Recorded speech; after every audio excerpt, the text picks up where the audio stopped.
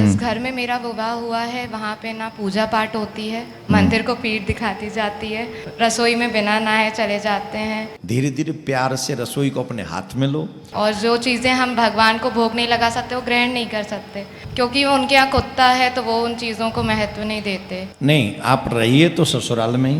नहीं मानते, बिकॉज वो लोग बहुत वेल एजुकेटेड। पढ़ने लिखने का मतलब ये कतई नहीं है कि तुम संस्कार विहीन हो जाओ। राधे राधे गुरुजी। राधे श्याम। मेरा नाम वैष्णवी यादव है जी। मेरा प्रश्न गृहस्थ जीवन को लेके है जी। 1 साल हो गया मेरे विवाह को। जिस घर में मेरा विवाह हुआ है वहाँ पे ना पूजा पाठ होती है, मंदिर को पीठ दिखाती जाती है, रसोई में बिना नहाए चले जाते हैं, मासिक धर्म का कोई नियम नहीं है, और जो चीज़ें हम भगवान को भोग नहीं लगा सकते वो ग्रहण नहीं कर सकते, क्योंकि उनके यहाँ कुत्ता है तो वो उन चीज़ों को महत्व नहीं देते। और उसके कारण ज़्यादातर समय मुझे अपने मैया बाबा के साथ रहना पड़ता है, जिस पे भी बातें सुननी पड़ती हैं। और मेरी मैया, क्योंकि आपने बोला है कि अगर दुखी रहे बेटी तो कन्यादान नहीं लगता, इस कारण मैया बाबा दुखी रहते हैं, तो क्या करूं? नहीं, आप रहिए तो ससुराल में ही। और रसोई भी अलोग नहीं करने देते। क्यों?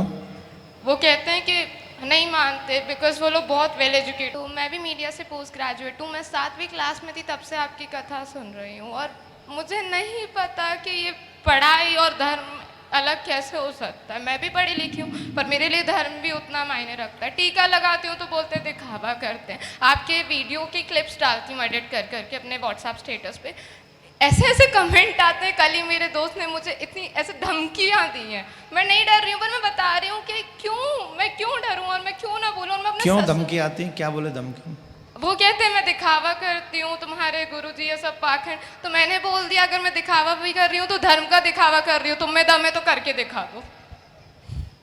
तो धमकी तुमने दी कि उसने दी? नहीं तो दी उसने, पर मैं थोड़ी गलती मेरी है कि मेरे अगर गुरु और गोविंद पे कोई बोलता है तो मैं नहीं सुन सकती, भले मुझे मृत्यु ही याद आ जाए। So sweet.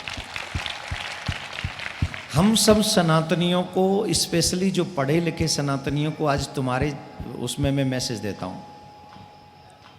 पढ़ने लिखने का मतलब ये कतई नहीं है कि तुम संस्कार विहीन हो जाओ। तुम किसी भी क्षेत्र में कितना भी पढ़ो, लेकिन मत भूलो कि तुम सनातनी हो, तुम्हारे को संस्कार है। और ये संस्कारियों की जिम्मेदारी बनती है कि आप अगर पढ़े लिखे हो तो ऐसा काम करो जिसके कारण तुम्हारी आने वाली पीढ़ी भी पढ़ी लिखी तो हो पर संस्कारी हो। क्या वो पढ़े लिखे लोग क्या करते हैं? मदिरा पीते हैं। ये पढ़े लिखे लोग क्या करते हैं? डिस्को जाते हैं। ये पढ़े लिखे लोग क्या करते हैं? समुद्र के बीच पे पड़े रहते हैं। ये पढ़े लिखे लोग क्या करते हैं? अय्यासी करते हैं। इसको संस्कार कहेंगे? ये इसके लिए पढ़े लिखे हो? मैंने ऐसे भी पढ़े लिखे लोग देखे हैं जो सरकारी बहुत ऊंचे पद पे हैं, लेकिन उन्होंने ऊंचे पद को ठुकरा दिया श्री कृष्ण की भक्ति के लिए। IG पांडे अगर किसी को याद हो तो उसे माइक पे मत मारो। किसी को अगर याद हो तो IG कौन सी पोस्ट है? आप पढ़िए लिखिए, मुझे कोई प्रॉब्लम नहीं है, लेकिन मैं एक बात कहूंगा, तुम इन पढ़े लिखे लोगों से, जिन्होंने कभी भगवान की पूजा नहीं की, जिन्होंने कभी माँ बाप को सुखी नहीं रखा, जिन्होंने कभी अपने संस्कारों को, जो खुद नंगे बदन घूमते रहे, ऐसे पढ़े लिखे लोगों से हम जैसे अनपढ़ अच्छे हैं। कम से कम किसी को बुरा तो नहीं करते, कम से कम उस परमात्मा की पूजा तो करते हैं जिस परमात्मा ने हमें बनाया, इस पृथ्वी पर भेजा है। काहे के पढ़े लिखे हो तुम? पढ़े लिखे तो शराबी बन गए, पढ़े लिखे तो स्मोक करने लग गए, पढ़े लिखे तो ड्रग्स लेने लग गए, पढ़े लिखे तो जुआ खेलने लग गए, पढ़े लिखे तो माँ बाप की इंसल्ट करने लगे। इसको पढ़ा लिखा कहेंगे? धिक्कार है इस पढ़े लिखे पर। ये पढ़े लिखे नहीं है, ये पापी हैं। ये 4 की डिग्री लेके उसका अभिमान करके अपने माँ बाप की इंसल्ट करने वाले लोग। कितना भी पढ़ा लिखा व्यक्ति और उसका पिता धोती पहन के आ जाए ना, ये अपने बाप को किसी से न मिलाए। ये पढ़े लिखे, ये अनपढ़ है। इनसे बड़ा अनपढ़ कोई नहीं है। पढ़ा लिखा वो है जिसे पता हो माँ बाप का आदर कैसे करना है।